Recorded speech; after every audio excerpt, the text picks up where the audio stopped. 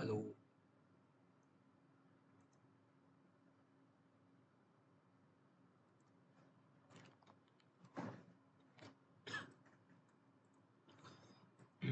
Okay. Hello. Testing. Testing. Okay.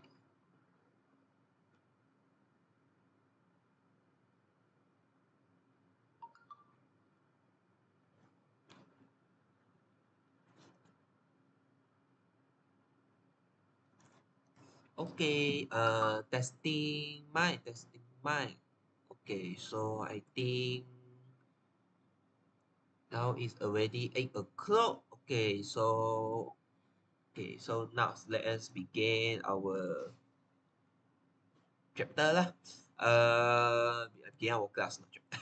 So for today class, we yesterday already finished the chapter Gene Technology, right? Chapter 17.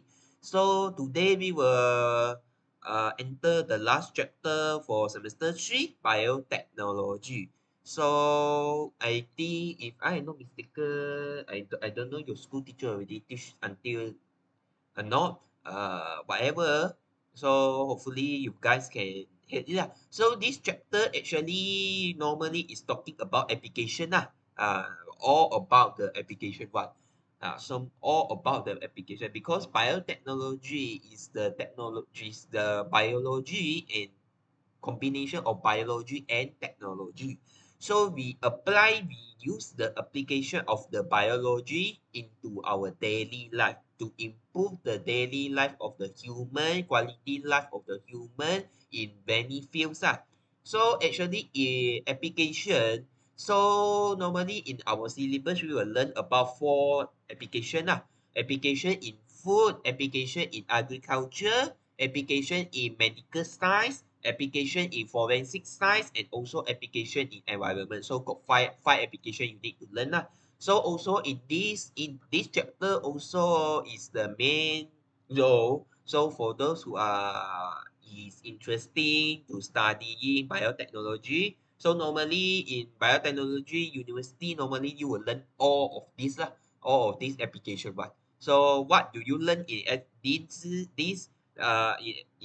STPM, this chapter actually is one of the pathway let you to think lah. Are you interesting to these things or not?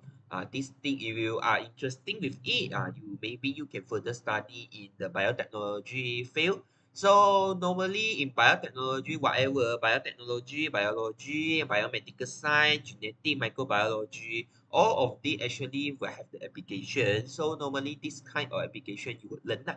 So normally food science, food technology, environmental study, all of these actually is under biology also. But normally for you guys can think about it lah. Are you interested with this field or not? Okay, so without further ado, so this one is about this slide will talking about application in food and agriculture. So normally food okay, so what is the meaning of biotechnology? So it is the science of biology to using the living organism that or the product of the living organism that can produce to for the human benefit. So we use this technology. Why? Because we need to have a human benefit. That is to make a product or solve a problem. Either want to make a product like using enzyme. So one of the example is gene technology. Gene technology also one of the application in biotechnology. So gene technology is to produce product, right? Or using a solve a problem, maybe in medical field or forensic field, we can use this biotechnology to solve a problem. So later we will see it lah. Okay, so the first application is actually is application in food and beverage. So normally, and this one is the very cold topic. Until now, even in objective also, NPM never come out yet in exam question. You can refer past year. No, never come out yet. But because it is in the syllabus, so we don't know. We don't know the MPM maybe some got some year or maybe your year lah, your year MPM dia it have the mental problem, I don't know, but it may be come out, it can possible to come out. So this one actually is very, I can say it is very, because biotechnology is very huge topic. So it can be come out in very detail lah. So normally for those who come out in food and beverage, if you have read, you can try to answer it. If you not read, just ignore it lah. But whatever. So normally in biotechnology in food, normally we will learn about fermentation. Fermentation. So fermentation actually you already learn in chapter sem 1, right? Anaerobic respiration, yeast fermentation, right? So actually you already learn in sem 1, but I think most of you sem 1 does not learn about it lah. Application of anaerobic respiration. I think like 100% all of you not learn it about it. Even your school teacher will not teach you, but whatever you will learn also in this. So normally application, so the first fermentation is about bread making, buat roti. So for those who have make a bread, so you know that the main ingredient that you need is tepung, right? Memang lah satu main ingredient is tepung, dough. And then another one is yeast. Yeah, you need to use a yeast. So normally the yeast is this the species name is this Saccharomyces cerevisiae. So this is the scientific name for the yeast. So normally this one I just overall about the process. So actually bread making in industry is very, I can say that it is very complicated compared to the bread making that you do in the house, because industry is huge production. But actually the theory is same. So the yeast fermentation play the role in bread making. So normally you will see this overall process. Normally this process most important is yeast lah. So normally when yeast is added, it will produce the enzyme to break down the starch molecule into glucose, because we know that those tepung to the all the flour is rich in starch molecule, right? And then the yeast will use this glucose to undergo anaerobic respiration to form ethanol, right? We know that yeast fermentation, the final product is ethanol, right? So this ethanol, right? But the most important is the most important in this bread making, we don't want that ethanol. We don't want that ethanol. That ethanol is not very important. We are important in that it can produce large high amount of carbon dioxide to help the dough rise and sway. So if you see that when you add the yeast into the flour and then you make a dough, if you add the yeast at a certain time, you can awak tampak itu tepung tu bengkak kan. For those ada yang buat roti, so, akan tahu lah apa yang saya cakap. So the most important, the yeast dough is here lah. So normally and then the alcohol, the bioethanol also will form, but for bread is not very important. So normally during baking process, the ethanol will evaporate lah. So that is why that when you eat bread, you will not feel mabuk punya. Karena apa? Karena ethanol sudah hilang. Tak ada ethanol lah. So not say that you use yeast can produce ethanol, then orang Islam tak boleh makan roti lah. Not necessary lah, because actually the bread does not contain any ethanol already. So okay. So this is what first process. Another process is about beer. Beer process when you create beer. I think one of the reason that MPN does not come out in the exam question because of ethical issue lah. Because Islam is not because brew beer is non-halal. It is non-halal one. That's why I think MPM mostly will not come out this kind of question lah. So whatever, because you are in the syllabus, you need to learn. So normally beer also use yeast. And then this yeast, bioethanol is very important lah, because beer is alcoholic drink. So we memang kami nak ethanol dia. So this ethanol actually play the role lah in this fermentation process. So this is all the process you can make yourself. So normally, barley grain is the main component, the raw material to create a beer. So actually, beer, why there are many brand of the beer normally is due to the presence of this raw material. What type of raw material, what type of grain actually can affect your taste and quality of the beer, and also the process lah. But the main material is the main effect is your raw material lah, barley grain. What type of barley grain you use will affect the quality and your taste of the beer. So normally this one, uh normally first step is the barley grain will be soaked in water. So this soaked in water to hydrolyze the starch molecule, and then this process is called malting process. And then this malting was accelerated by adding gibberellin that contain amylase to increase the rate of hydrolysis. And also the grain will be heated slowly to 80 degrees Celsius.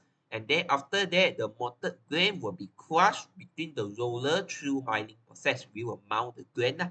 And then after that, we will add the hot water.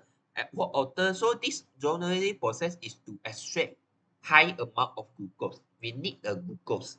We need the glucose because we know that yeast cannot hydrolyze starch. So we need it only can use glucose to undergo fermentation. So this all the process is to main role is to want to extract all the glucose molecule from the starch.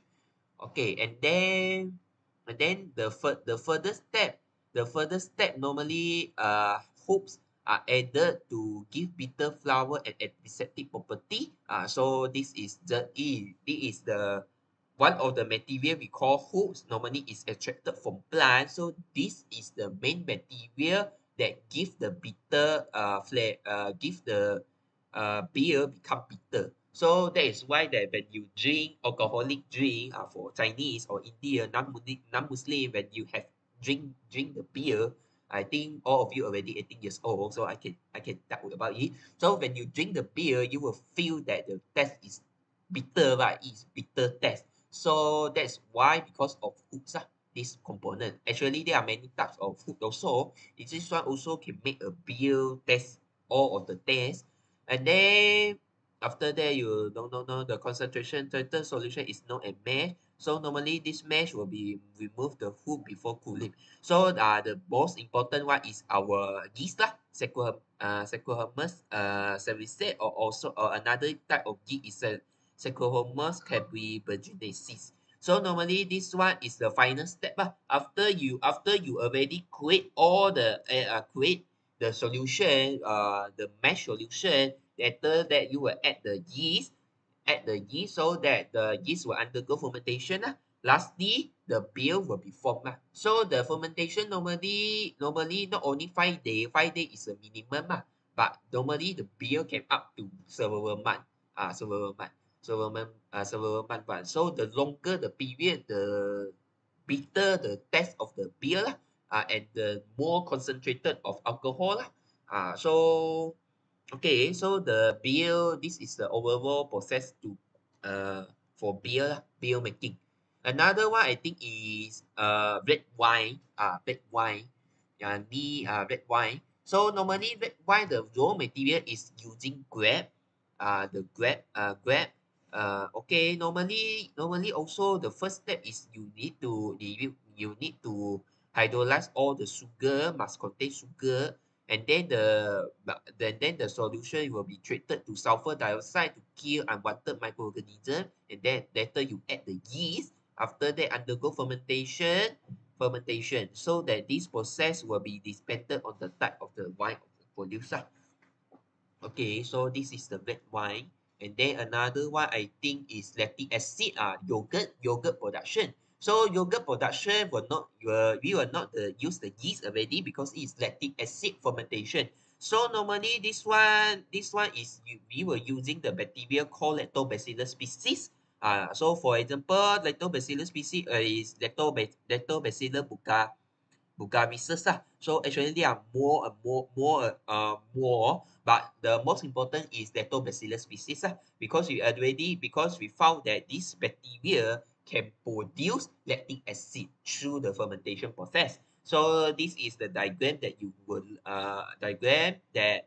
overall process of the lactic acid yogurt formation lah.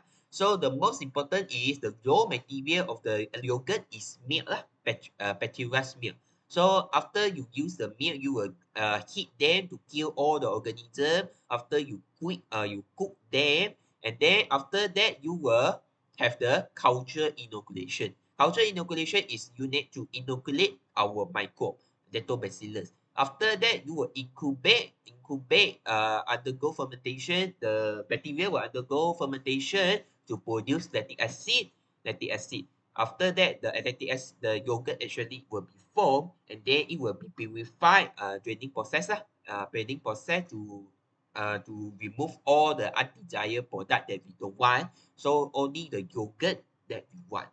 So okay, so this is yogurt. Another one is cheese. So also using lactic acid, so the bacteria also known as lactobacillus. So normally, cheese production, the raw material also using the milk, but the cheese production has the one of the key material is what we call as rennet enzyme.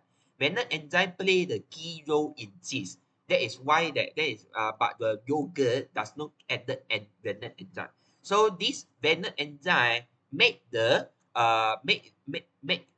is the key role to make the cheese, to hardening the cheese. Have the process what we call as cheese coagulation lah, coagulation lah. Coagulation is very important in cheese production. So cheese production normally is induced not only the lactobacillus but also the rennet enzyme. If no rennet enzyme, normally the process is same as a yogurt lah. You will produce a yogurt rather than cheese. So if you want to produce a cheese, rennet enzyme is very important. So when you have the rennet enzyme, you will coagulate the cheese. So that solid particle will be our cheese lah. So if you see this diagram, and this one process lah. After coagulation, you will form a solid curd. So that curd will be our cheese. But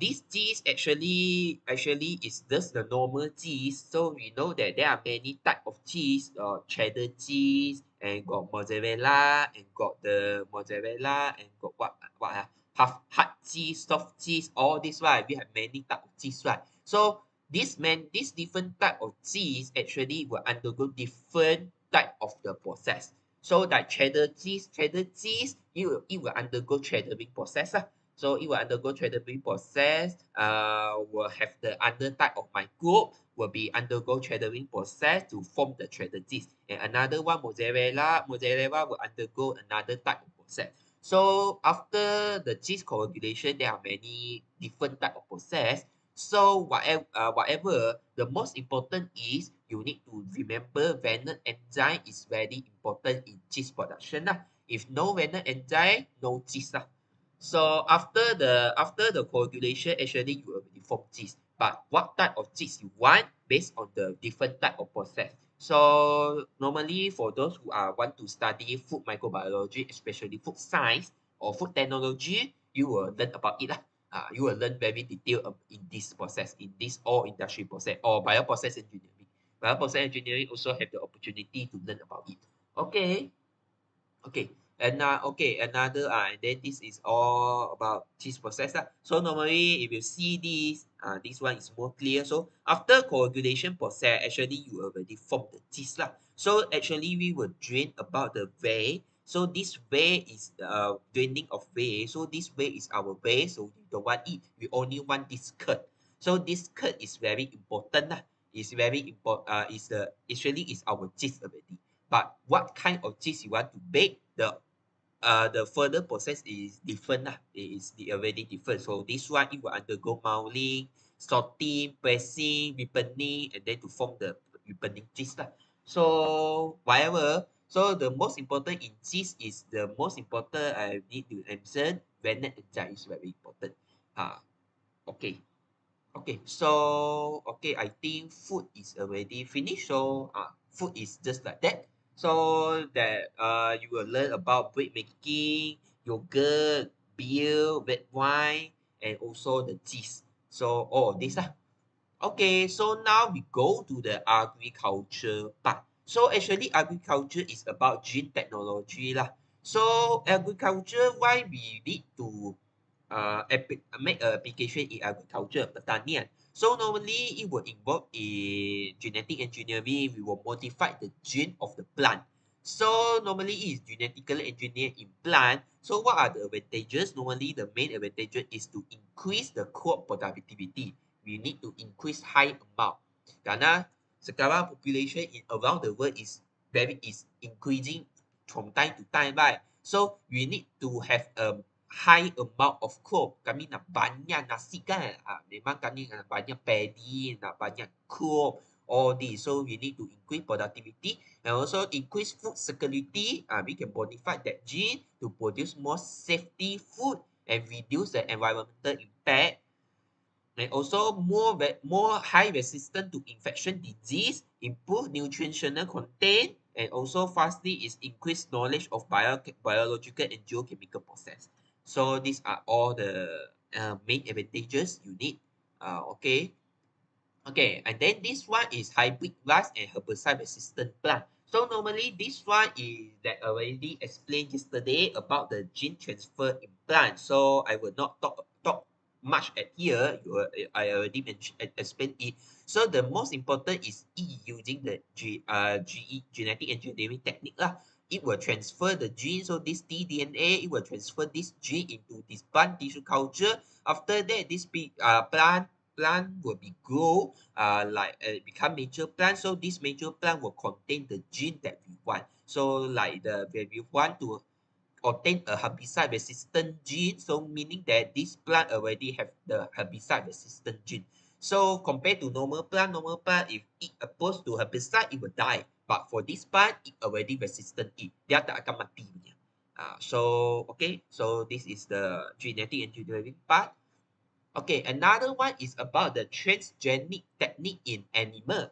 So in animal, so this is the transgenic technique. It is also the trend genetic engineering technique, but the genetic engineering technique for this is slightly different compared to plant because animal is more complicated because it is the animal, right? It can move, right? So normally it is very difficult to do the traditional genetic engineering like the plant or like the microorganism, right? So there are also the transgenic technique. Transgenic meaning that we need to modify the gene or make a gene transfer, transfer the gene that we need to the animal. But the technique are different from the genetic engineering, but the concept is still same. So there are four main technique that you will learn. The most common technique lah. Four most common technique: retrovirus mediated, polynuclear, embryonic stem, and also sperm mediated. So what are they? So if you see here, retrovirus mediated transgenic. So normally it is a technique to infect the embryo with retrovirus before the embryo are implanted. So retrovirus is play the role in this technique lah. So what is retrovirus? So retrovirus actually what we call as you can say that it is one type of plasmid lah. One type of plasmid in animal one. In animal, we will not use the normal plasmid one. We will use one type of vector, the spatial vector we call as retrovirus. So this retrovirus, it will contain the gene of interest that we want, yang kami nak punya. And then it will infect with the embryo. So it will infect the embryo because it is one type of virus. You need to know that retrovirus is one type of virus. So what are the main role of virus? Virus is get infection. They akan infect our body, right? So same as here. So this virus, it will infect the embryo. The embryo of the mouse lah.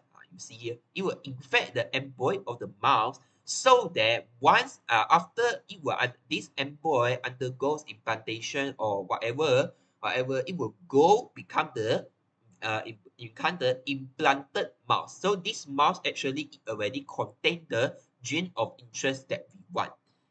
So this method is restricted in its so that after that uh, after we have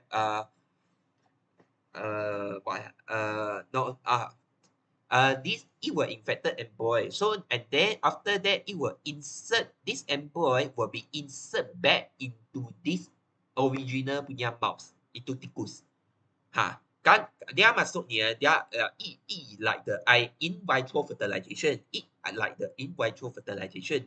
It already undergo after it undergo fertilization, you still remember that after we undergo fertilization, we have many cell stage, right? Before we go to the before it form the blastocyst.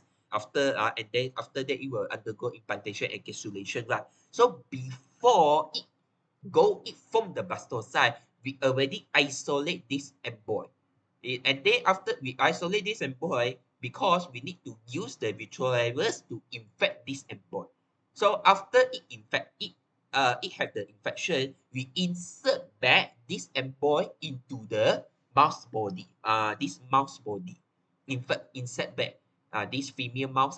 So this female mouse actually already contain the it already contain this implanted embryo already, because this rival already inside already infect this embryo, so that this mouse it has the possibility to reproduce akan ada possibility to reproduce the mouse that have the transgenic trait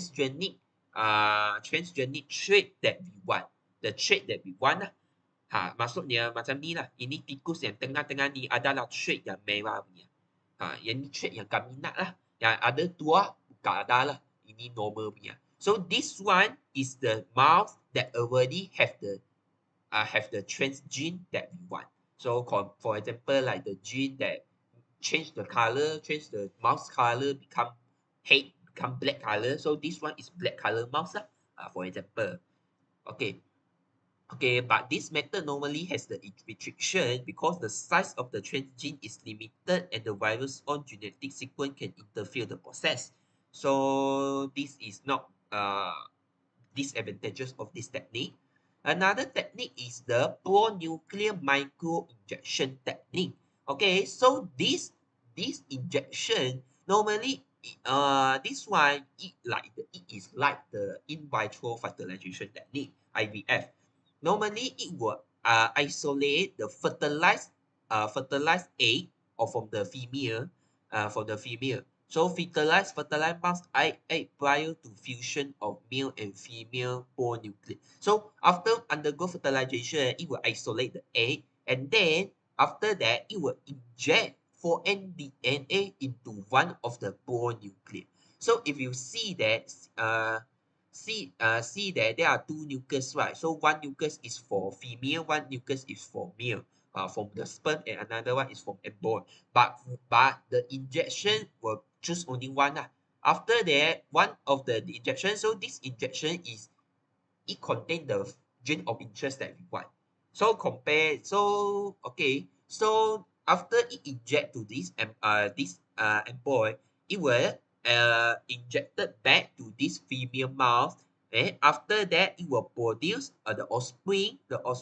So normally this process is dia macam ni. Just the differences is this one is using retrovirus and also using embryo. And then this one is using the pore nuclear. What you want as pore nuclear. It directly inject the DNA into the nucleus. It directly.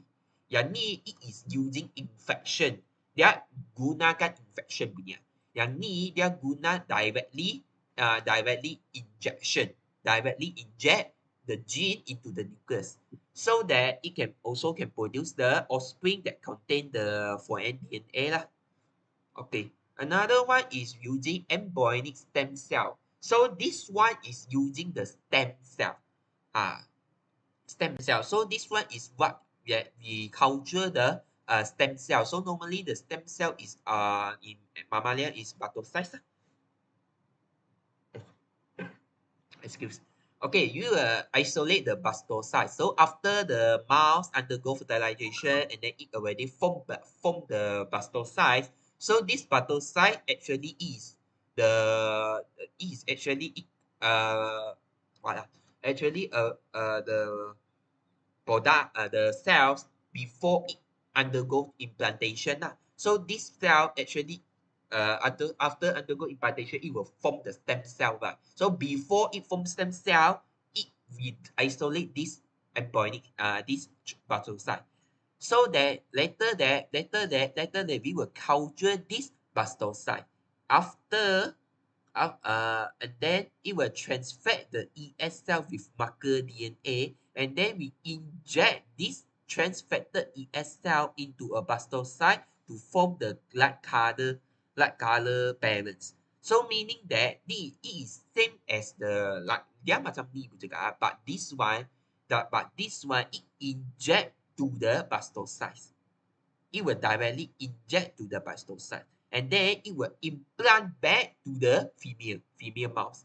After that it undergo dia akan undergo pregnant kan. So after that it will produce the offspring that have the light color it will produce the offspring which contain this one. Ha, yang ni dia lebih complicated sikit. The first offspring dia punya offspring the hair color you see here actually dia macam tengah-tengah sikit kan. Dia bukan totally change the gene. So you need to make one more time again to produce totally transgenic organism. So this one is more complicated compared to the first and second one, but this one is more suitable for it lah because it involves stem cell. So normally stem cell is very useful nowadays in tissue culture technology. So but for Malaysia, unfortunately not yet. The research is not very well yet, but actually in very United States or European country, the tissue culture technology in medical field actually is very modern already lah.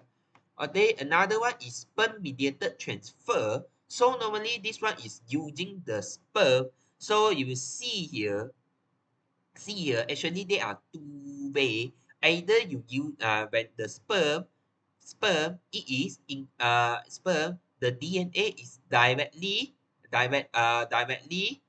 penetrate into the sperm to form the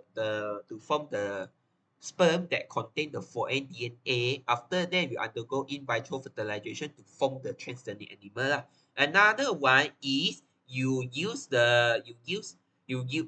to alter the membrane layer of the sperm head. After that you incubate with DNA and then this DNA will also undergo the in vitro fertilization to form the transgenic animal lah. So this one is we transfer the gene of interest for DNA into the sperm.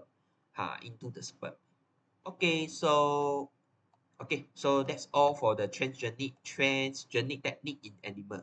Okay, another one is transgenic fish. So fish, this one is all the example. What kind of fish? So normally the most famous one is salmon fish. Salmon fish. So normally what are the gene that it alter? Normally is the gene it alter is riboswam lysosome gene and also founder pyridinosin gene. So normally this one is we need to what are the effect? Effect normally is increase the disease resistance lah. And another one salmon is this coho salmon or shark salmon. So this one is very famous one. Normally we alter the growth gene of the salmon. So it will increase the growth rate and also the size of the gene of the salmon fish. Normally it's increase the growth rate lah. Bagi dia cepat mempercepatkan dia jadi besar. Okay, so this is the example you can make yourself. Okay, so that's all for the application for food and agriculture part. So any question or no? No question. Very good. Okay. Now we will proceed to the application in medicine, forensic, and also public health. Okay, so this one I think is more important lah. Ini more important compared to your previous lah. So previous one, the most important one is plant lah, genetic engineering part. Okay, okay, the first one is using human growth hormone and production of human growth hormone and insulin. So this one is using the genetic engineering punya technique. So I don't want to talk any more about this. I already explained yesterday. So you can make a revision yesterday. Okay. Okay. So this one, another technique is gene therapy. This one is very one of the very important in medical field. So normally this one it is also using genetic engineering, but the purpose is to treat the genetic disease by transferring the functional gene to non-functional gene. So normally this disease it will treat the disease. Normally, it is because of the gene in human is not function. Later we will see the example of the disease. The gene is not function. So not function. How? We need to transfer this functional gene into that human so that that human got this functional gene and then it can express the enzyme or protein so that that human can have that enzyme and protein to function properly lah. So this is one type of technique we call as gene therapy.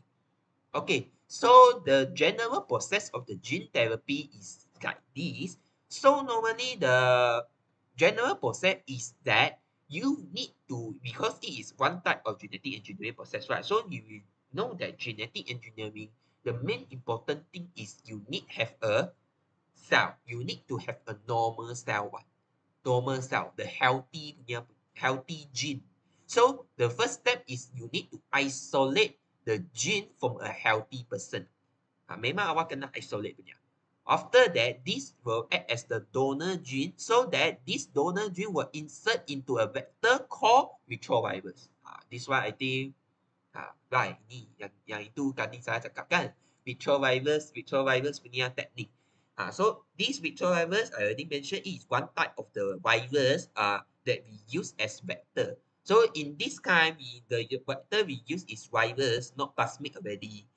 We call as retrovirus. So you see here, this is the clone gene, normal gene. It will inserted into the retrovirus. So this retrovirus already contain the gene, the clone gene already. And then the recombinant viral DNA is formed. After that, okay, another hand, we know that in genetic engineering, we need host cells, right? So in genetic engineering, the insulin part that you learn, your host cell is bacterial cell, right? E. coli. But for in gene therapy, your host cell is not E. coli lah, not microorganism lah. Your host cell should be the patient. Because the main purpose is you need to treat, right? You need to transfer this gene into the patient. So memang your host cell is from patient. So normally you will extract the bone marrow. The bone marrow of the patient is isolated. Awak akan ambil bone marrow from the patient and then this retrovirus will infect this bone marrow cell so that it will transfer the gene of interest into this bone marrow cell. So the last process, it already transferred, this retrovirus already infect the bone marrow, so this bone marrow already contain the desired gene, the functional gene. So it will, after that, it will inject again into the bone marrow. So after that, the bone marrow cell will be genetically identified in the unique medium and then isolated. So this is the screening process. Screening process. And lastly, the bone marrow with recombinant viral DNA will be injected into the patient so that now the patient now already contain the normal gene. So that this normal gene, so that the patient originally dia tak ada normal gene. So now it already contain normal gene so that it can express the enzyme or protein that can be that this patient does not have and then to function properly lah, so that you already treat this kind of disease lah. So this is the overall process in gene therapy. Yang ni awak kena ingat lah. Okay. After that, we will know to the example disease. So there are 3 example disease you need to know. One type is SCID, severe combined immunodeficiency disease, cystic fibrosis, and also sickle cell anemia. Okay, the first one is the SCID disease. So you need to know that what are these disease. So normally this is the one because you know that it confirm immunodeficiency, right? So this disease person, it have the very low immunity system. Why? Because it cannot produce the functional T cell and B cell. Why? Because of the enzyme. It is caused by the enzyme called as ADA, adenosine deaminase. Because this person does not have this enzyme. Dia tak ada enzyme ni. The normal person like me and you, healthy person, it contain this enzyme. Why this enzyme is very important? Because this enzyme, it can be used to by leukocyte to produce antibody. Sangat penting dekat pun antibody. So kalau tak ada ADA, memang tak ada hasil antibody punya. So the patient with SCID is the gene of ADA does not function lah. Kerana dia tak ada ADA enzyme, kenapa dia tak ada? Kerana gene dia tak function. Already have the problem in the gene. So maybe the gene got mutated lah. So we will use the how to treat it. We will use the gene therapy punya process. So normally this is the gene therapy punya process actually same as the what I mentioned here. Macam cara dia macam sama je. You also have the vector, but the host cells, because this one is general term, general punya. So that is why that I use bone marrow. But in this SCID disease, you will use the specific ones, lymphocyte. Memang awak akan hanya lymphocyte je. So this lymphocyte will be infected by this retrovirus to form this recombinant DNA. After that, it culture in the medium for the screening. After that, it will inject this cell into this patient, so that this patient it will already contain the normal ADA gene, so it can synthesize the ADA enzyme. So that this person now already contain ADA enzyme like a human person, normal people lah. Okay, another one is sickle cell anemia. So normally this one is also one of kind of mutation because of the beta hemoglobin called hemoglobin S. So this cause the erythrocyte become sickle shape, and then the mutation that cause gene code for the beta hemoglobin alter is substitution mutation. So beta hemoglobin is one type of beta polypeptide chain, right? So you know that hemoglobin contain 4 chains, right? Two alpha, 2 beta. So this case, beta hemoglobin is already altered, so that it form the sickle cell shape. So normally the codon in mRNA will be changed to GAG to UUG. So the amino acid is changed from glutamic acid to valine already. So it will form this lah. So the treatment same as this. Memang sama je. The viral DNA, you need to isolate the gene. So the normal gene is punya beta hemoglobin lah. Beta hemoglobin punya. You need to isolate the normal gene for beta hemoglobin, and then you combine to the inserted into the retrovirus. The host cell, same as bone marrow, we know that red blood cell also form in bone marrow, right? So you isolate the bone marrow cell, so that the bone marrow will start to produce the normal red blood cell, compared to not form sickle cell anymore. They akan form normal erythrocyte. Another one is cystic fibrosis. So this is one kind of the respiratory disease, also caused from the gene mutation that occur in chromosome 7. Number 7. It has the gene mutation in the chromosome number 7. So what are the cause? So what are the gene that cause this? So normally this is the gene that coded for membrane protein called CFTP. Cytosine fibrosis transmembrane protein is not function. So normally in normal people we have this protein and can function very well. But for now it cannot function already. So it cannot produce this protein. So why this protein is very important? So this protein in normal people, this is the normal people. Normal people, it will make the chloride ion transport out from the cell to the mucus so that all water will also move to the mucus. So this make our epithelial tissue is very smooth and moist. So if you compare to here, the normal one, so that if you contain this CFTP protein, dia akan transport chloride ion out from the cell to the mucus so that the water will also can move into mucus. Water molecule the mucus contain the water molecule lah. But the mucus of normal epithelial cell, so why mucus is very important? It can help to prevent lung infection by trapping dirt and microorganisms. Mucus in lung actually is very important. However, the cytostic fibrosis does not contain this gene, this protein, so that the water cannot move into the mucus. So we know that our mucus, if does not contain water, is very sticky, right? The viscosity is very high. It is very sticky. So the cytostic fibrosis patient, if a mucus will become abnormally thick and sticky, dia tak boleh bergerak.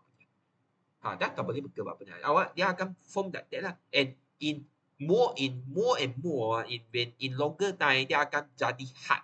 Dia akan jadi satu solid, one solid adhere.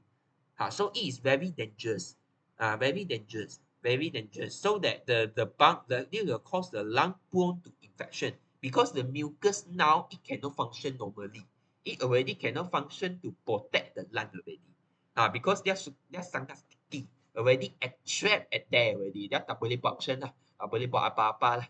So that tak boleh buat apa-apa, memang infection akan berlaku lah. Itu pathogen semua akan masuk ke dalam your lung lah. So that it will, and then the serious one, it also can block the pancreatic duct, affect the food digestion. So ini serious one lah. So this is a problem that he faced. So the main problem is this gene, CFTP punya gene, tak function.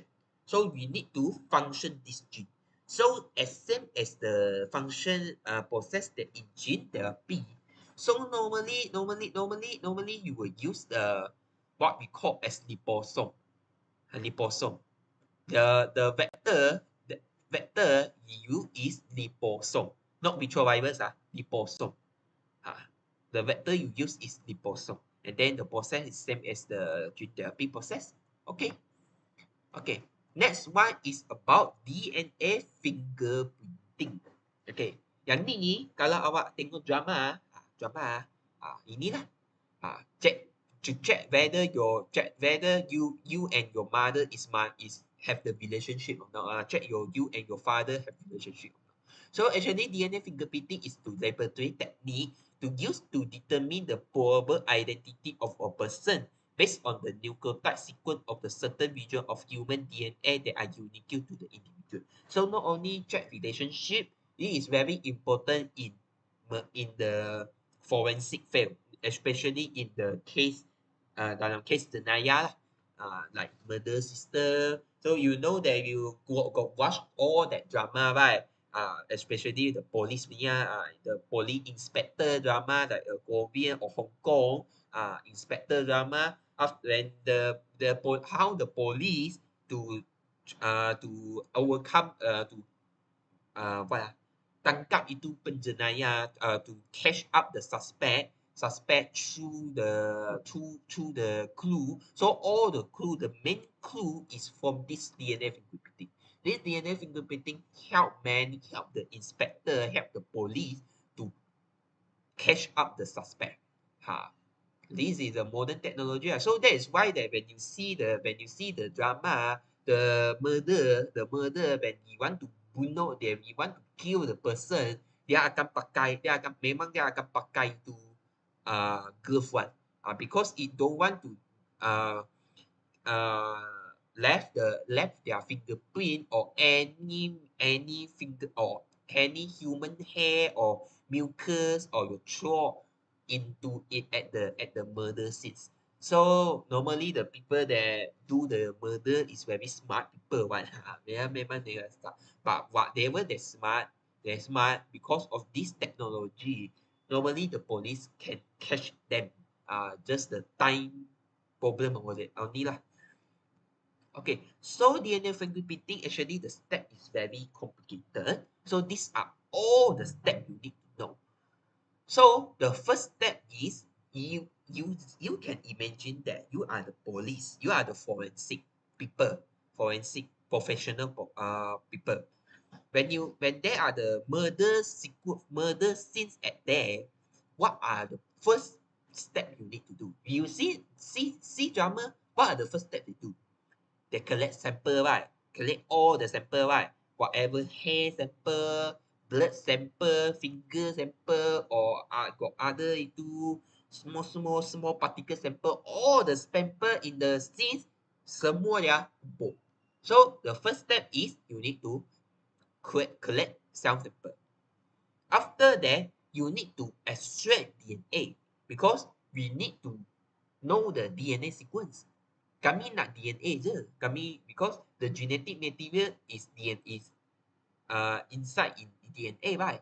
So we only want DNA. So we extract DNA. So normally we will use homogenization and centrifugation. So this technique actually you will learn in sem 1, right? Sem 1 chapter 2. And then another one, after you extract the DNA, but the DNA now at that part is actually very small. It is not complete one. Very small. Not say complete lah, very small. The not very small and very blur one. So normally you need to amplify your DNA sample to show a more clear DNA, more clear DNA sequence. So you will do the DNA amplification, you will use PCR technique, so polymerase chain reaction. So this one I already teach it yesterday, right? Okay, after you go to DNA replication, you need to cut your DNA. You need to cut your DNA using restriction enzyme. After that, you run your gel electrophoresis. Run gel electrophoresis. So this one you already learned in semester 1, chapter 1, right? After that, you go blotting. The final step is autolithography. So you will see here, actually all except these two technique you not learn, yang lain semua awak sudah belajar. Collect cell sample saya tak perlu cakap banyak-banyak lah. Just collect the cell sample. Homogenization, centrifugation you already learn in sem 1. PCR, yesterday I already teach. Cutting DNA restriction enzyme, yesterday I also already teach. Gel electrophoresis, sem 1 you already learn. Blotting and autolithography, I will teach you later. So you need to relate all. So for those, although you not retake sem 1, you also need to know lah. Principle gel electrophoresis and also principle of homogenization, because you if come out in SA, memang awak kena jawab punya. Okay, so this is the process, DNA screening process, DNA screening or DNA fingerprinting lah. So normally you see here, you already once you already extract all the DNA, you already extract DNA, you will add on restriction enzyme, you need to cut the DNA fragment. So there are many DNA fragments, and then you will run the gel electrophoresis. So the main purpose of running gel electrophoresis is to separate DNA, right? So there are many bands you will see it. So after that, you will undergo blotting process. Why we want to undergo blotting process? Because blotting is the main purpose to identify your DNA. To identify your DNA. Because electrophoresis you only know the size only. Memang awak hanya tahu size aja. Nak tahu size kenapa? Nak tahu size lepas tu awak tangkap suspect ke? Tak. So you need to you need to do a blotting process. Why you want to do a blotting? Blotting is that you will know the DNA, you can determine the DNA sequence. Apa yang kami nak? so that you can make a comparison.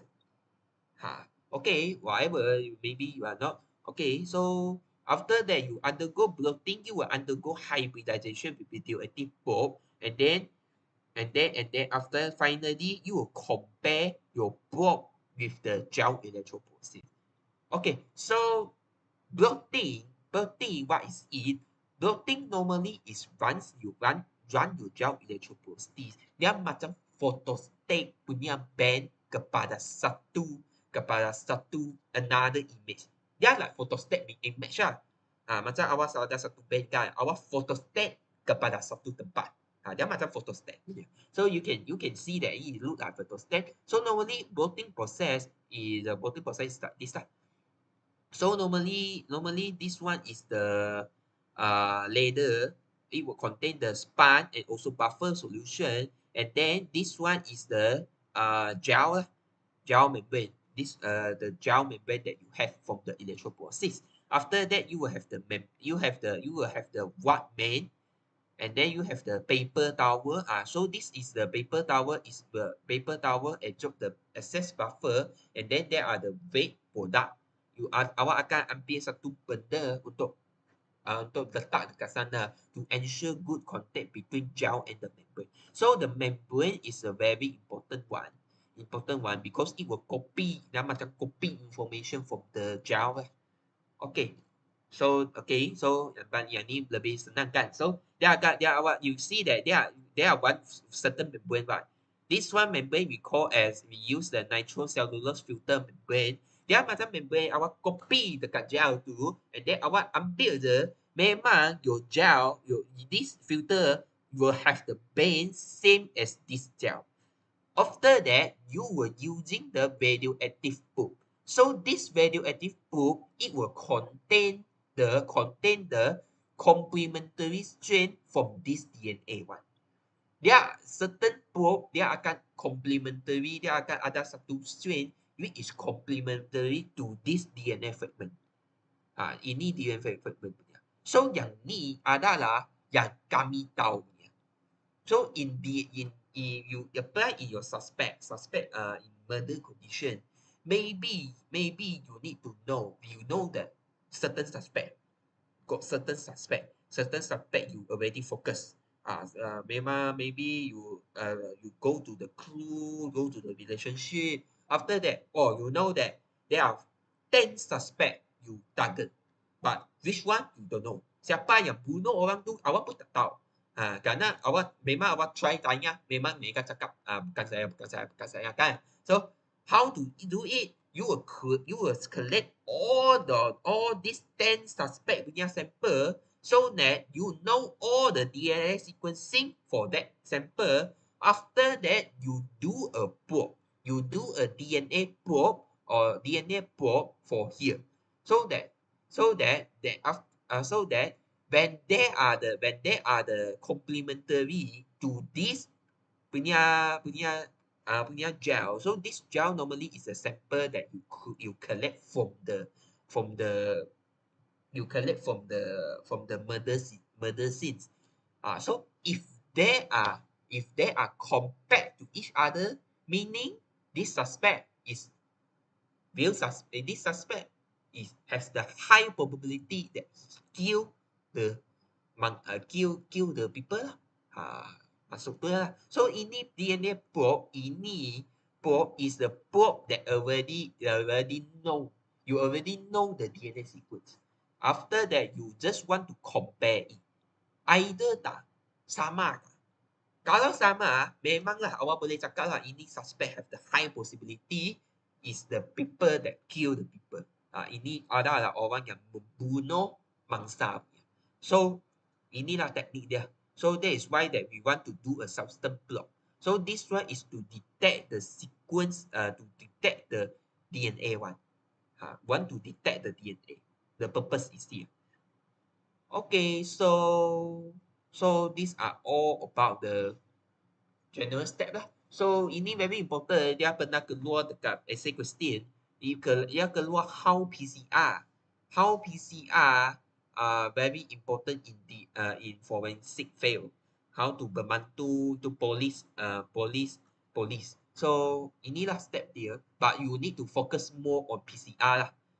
Okay. Okay. Another one is genetic screening. Okay, so genetic screening, when we know screening, right? So screening, this technique is to you examine an individual to presence of genetic disease or disorder to determine that this person got genetic disease or not. So this is very modern technology. So I think if you go to have a body checkup, I think nowadays the body checkup you can do a genetic screening already. Dia akan it will detect your sequence of DNA to prove that what kind of your probability to get cancer is how much, your probability to get disease is very bad, what, like that lah. This is very modern one lah. But in your syllabus, you don't normally you only learn about these two lah, N synthesis and also CBS are your syllabus. But actually nowadays there are many types of the genetic screening already. So the importance of genetic screening, why genetic screening is very important. The first important is parental diagnosis. We need to identify yourself got genetic disorder for the fetus or not.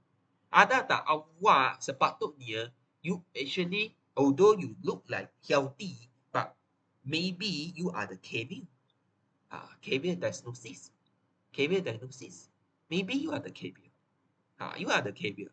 And then identify the people the carrier. Maybe you predict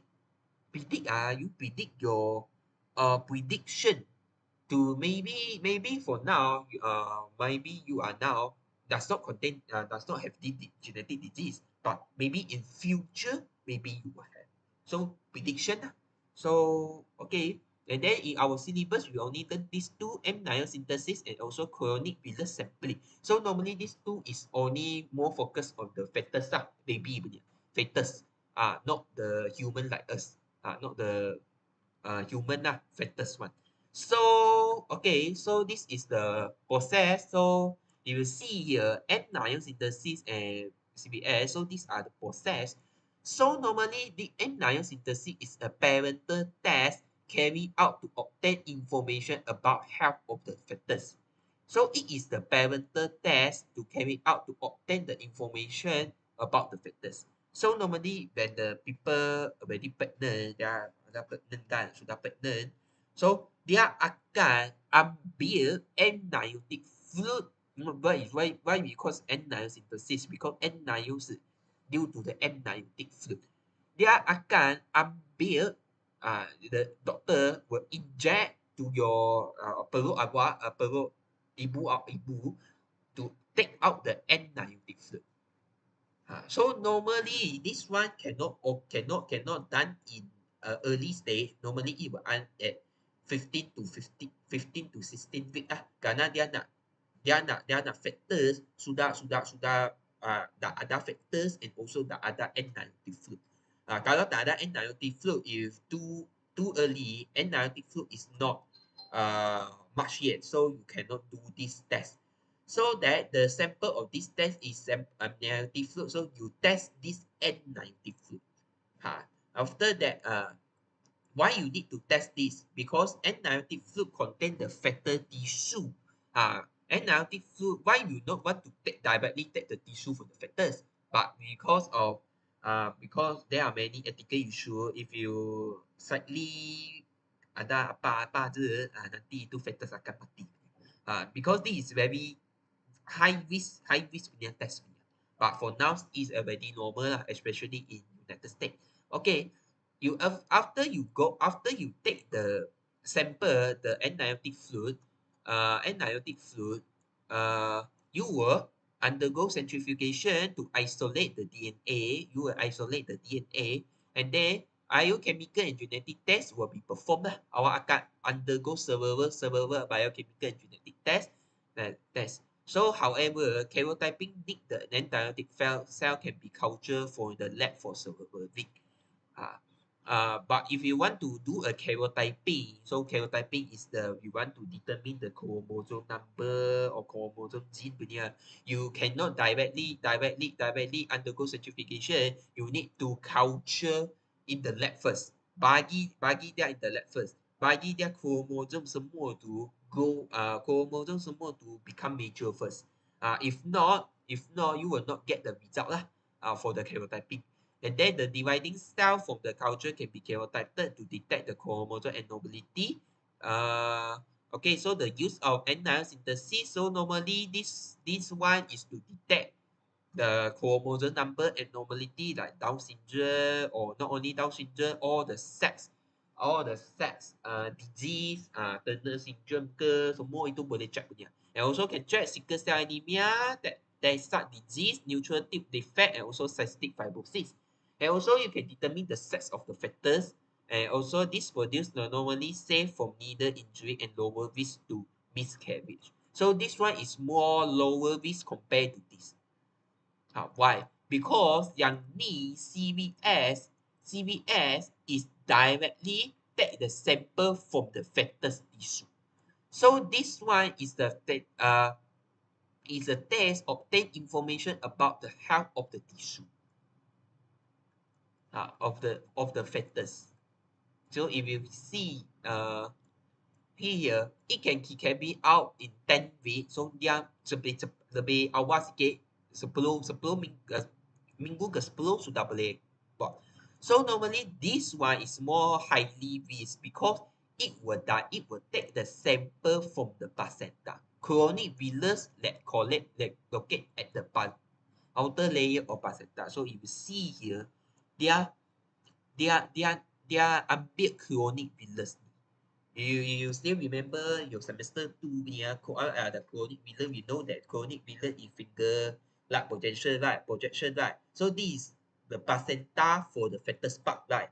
This is the placenta for the fetus part. So actually you take this sample, bukan analytic fluid you take this sample. So this one is more high risk compared to this, because when you take the sample, awak ada apa-apa je, memang ada masalah punya. So this one is you need to very be careful. The doctor need to very careful. So there are two methods to take the sample. So but however, your both method you need to require the suction tube. So inilah suction tube. Memang ada suction tube nanti. Okay. So one of the method is injecting a catheter through the abdomen. Another one is through the vagina and cervix. So either our muscle like abdomen, or either you directly using through the vagina. Okay, and then the cells of the chronic villus will proliferate rapidly to allow karyotyping. So the purpose is same lah, under karyotyping to detect the disease.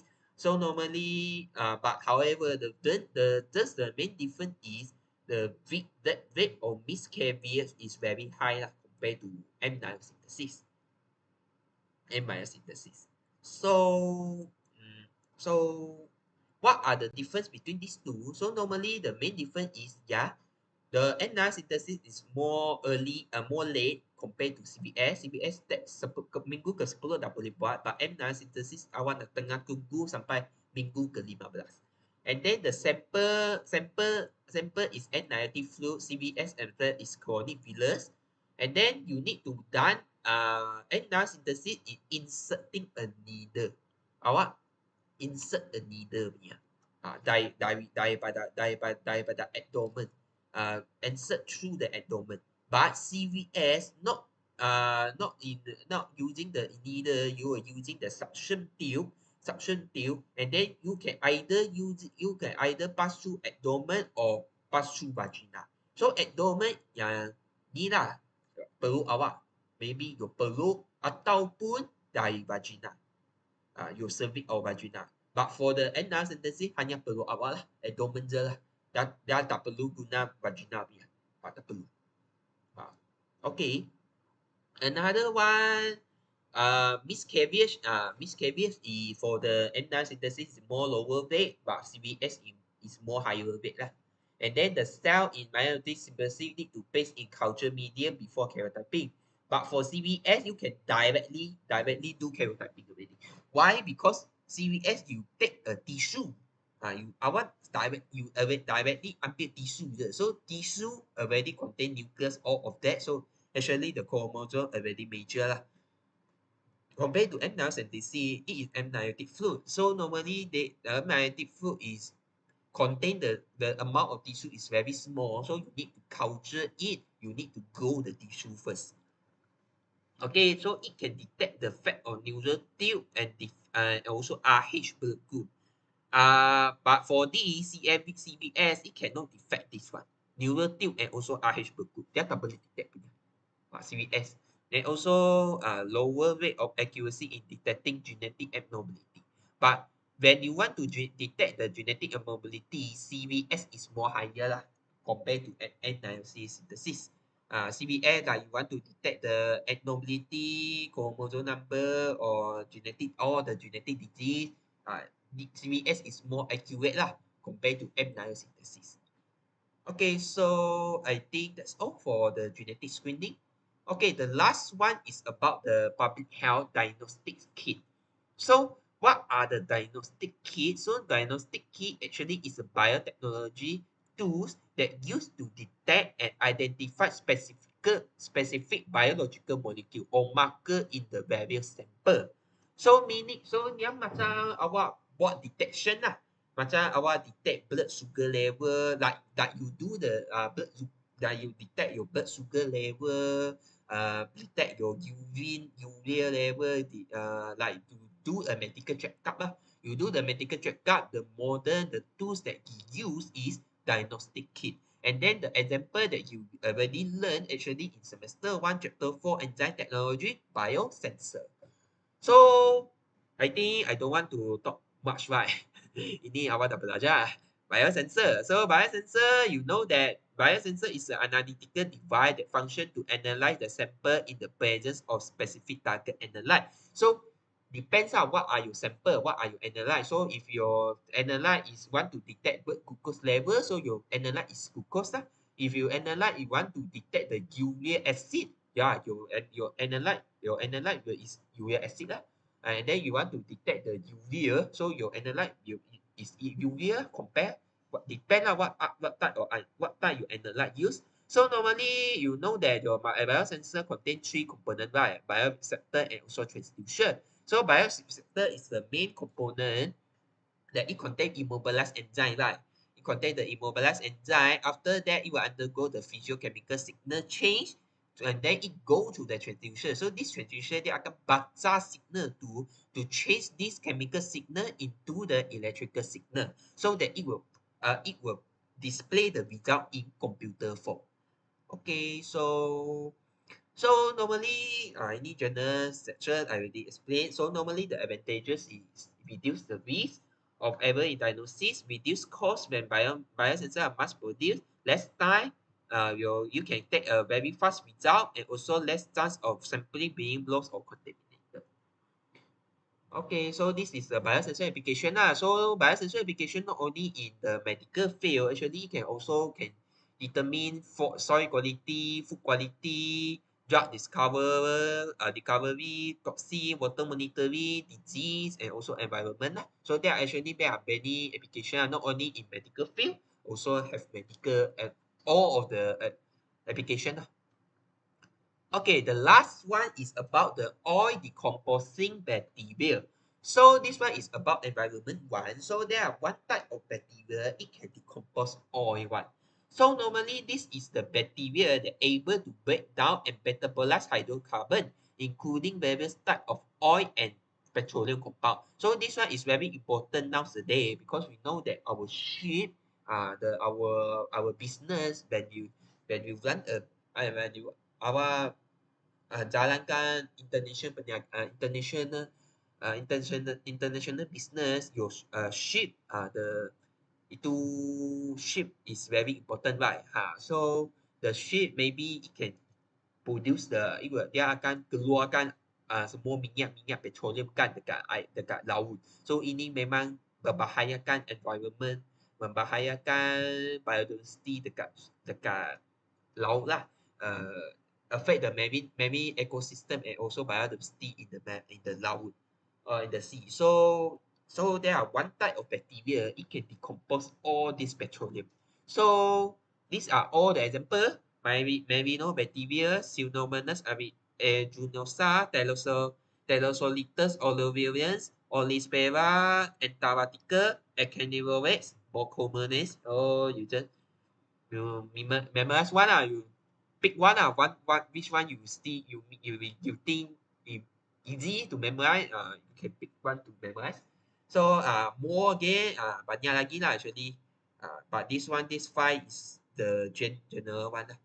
Okay, normally okay this one is the mechanism how it decompose the oil. So normally this bacteria there are the receptor. It contain the receptor.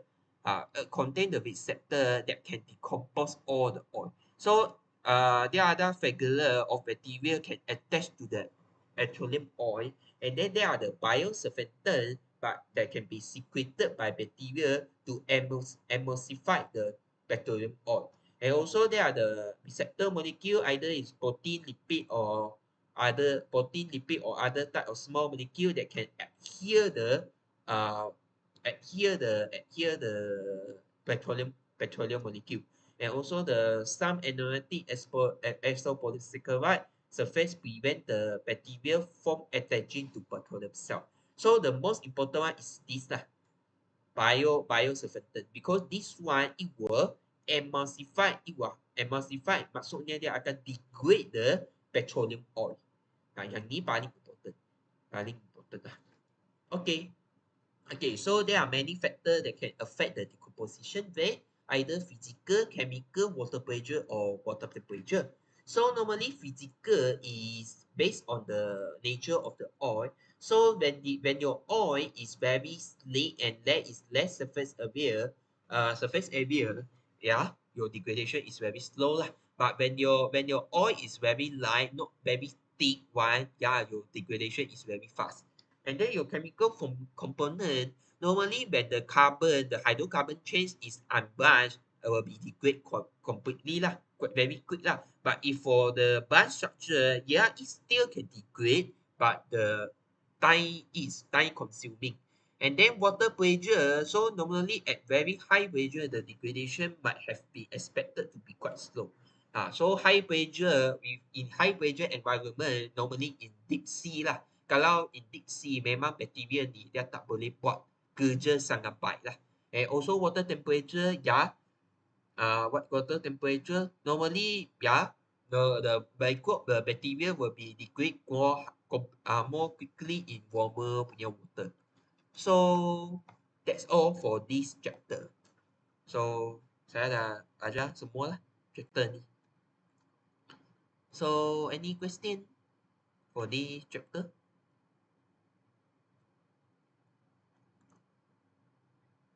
Any question? So that's all for this chapter. So I use 1 hour 15 minutes to teach this chapter. So this chapter is very short. Yeah, it is very short. Normally it's about purification. Okay. I think no question. No question. So if no questions, so our class end now. So thank you for all. And okay, so because I begin from chapter 17, right? So first chapter actually I already make it. I use the YouTube, right? You all guys can see all that chapter 1, yeah. So chapter 1, I assume I already teach it. So tomorrow I will back to chapter 2 ecology. Saya akan back to the chapter 2 ecology part. So for those who maybe chapter 2 ecology you are not very tak pandai sangat, you can learn it one more time, make a revision. So I think that's all for today. No questions. So okay, thank you for your attending. So have a nice day and happy weekend. So thank you. So have a nice day. Have a good day. Bye. Thank you.